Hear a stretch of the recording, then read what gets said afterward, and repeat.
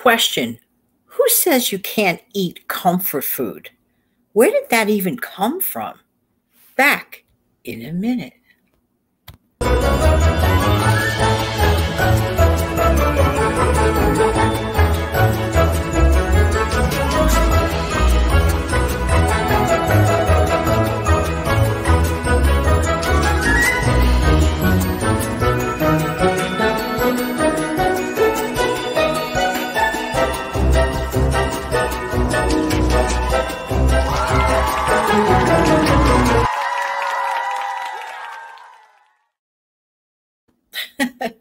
Hi, this is Jan from New York City, and my channel name is Jan from New York City Saves Money. Welcome to the Sunday afternoon chat. It's been a while. How's everybody doing this weekend? And hope that this weekend finds all of you doing well.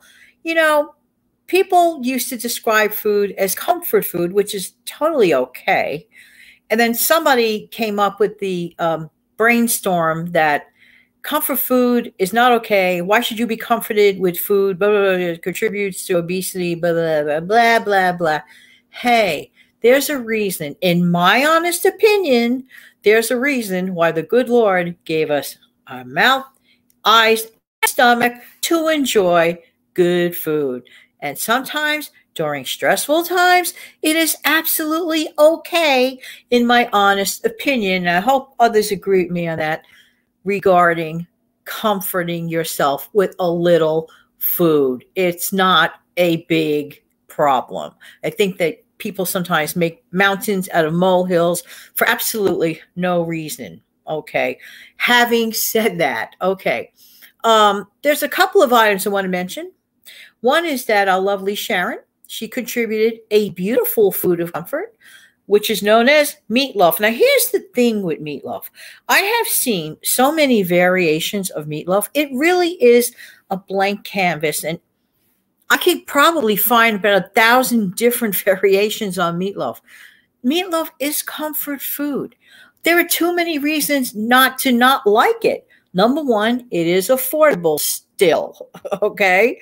And that's good. It stretches. You get something out of it. It's not like one of those one-time type meals. Combine that with some mashed potatoes and maybe some sort of like a green vegetable like string beans or whatever you prefer, or corn. That is like the perfect meal, in my honest opinion. And it does not break the bank.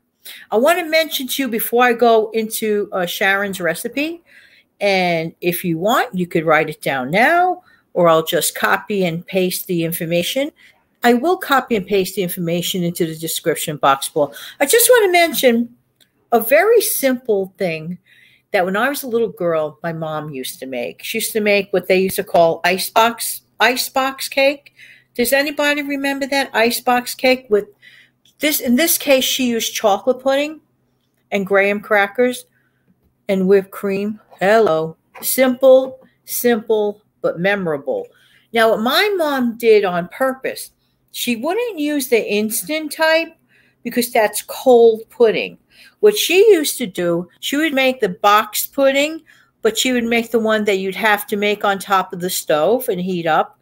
There was a method to that madness. Number one, it does taste a lot fresher, in my opinion, than just a cold one. That's my opinion. But everybody's got their own opinion. And it also helps because what she would do is make, like, take the graham crackers, put them on a plate, make it look like a square. Then she would put on top of it a layer of that warm chocolate pudding, put another stack of the crackers over that. She'd make like a few layers. And then she would let that cool down a little bit.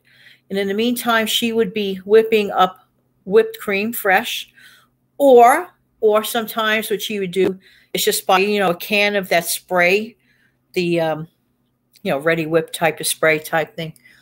And you can even do that with Cool Whip if you want. But what she used to do with the real whipped cream, which was really good, she would put that over the exterior, pop that in the refrigerator, no baking, right? Yum.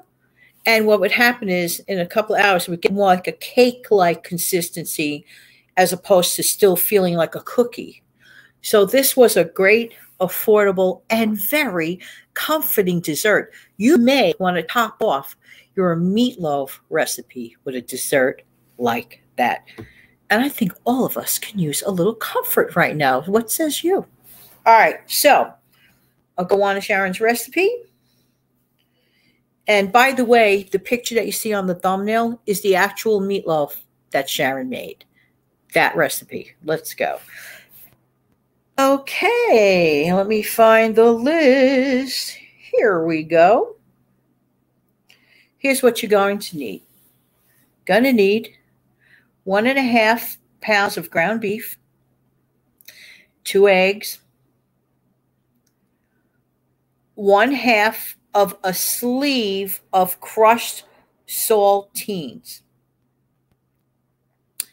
5 to 6 shakes of Worcestershire sauce, 1/4 to 1/2 teaspoon of salt, 1/2 teaspoon of pepper, 1/2 teaspoon of garlic powder, 1 package of dried onion soup mix. Going to mix all the ingredients well. Then you're going to place this in a loaf pan and bake it at 375 degrees for 40 minutes. You're going to put the topping on and you're going to bake this for 10 more minutes. And now here's the topping. 1/2 cup of ketchup, 3 tablespoons of brown sugar, 1/2 teaspoon of onion powder. You're going to mix all of the ingredients well, and you're going to put this on the meatloaf for the last 10 minutes of baking time. Yum.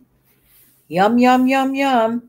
What can you do with leftover meatloaf? I can think of a number of things, and you will have leftovers, that's for sure.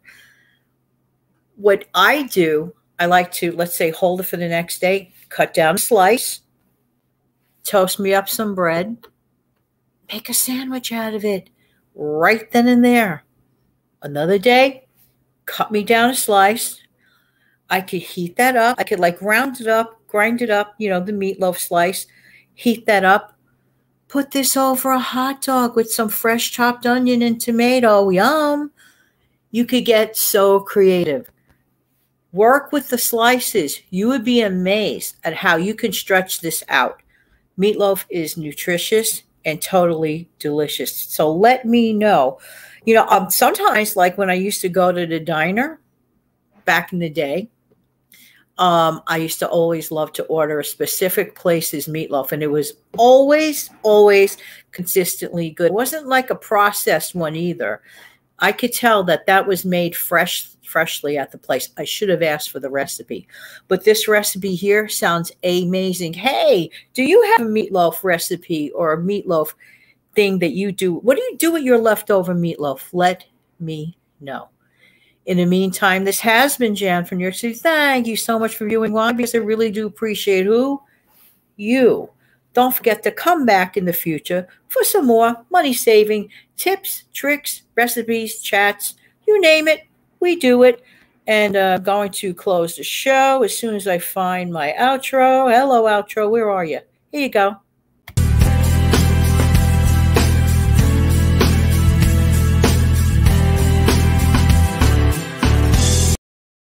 Have an amazing remainder of your weekend. Take good care. Bye-bye.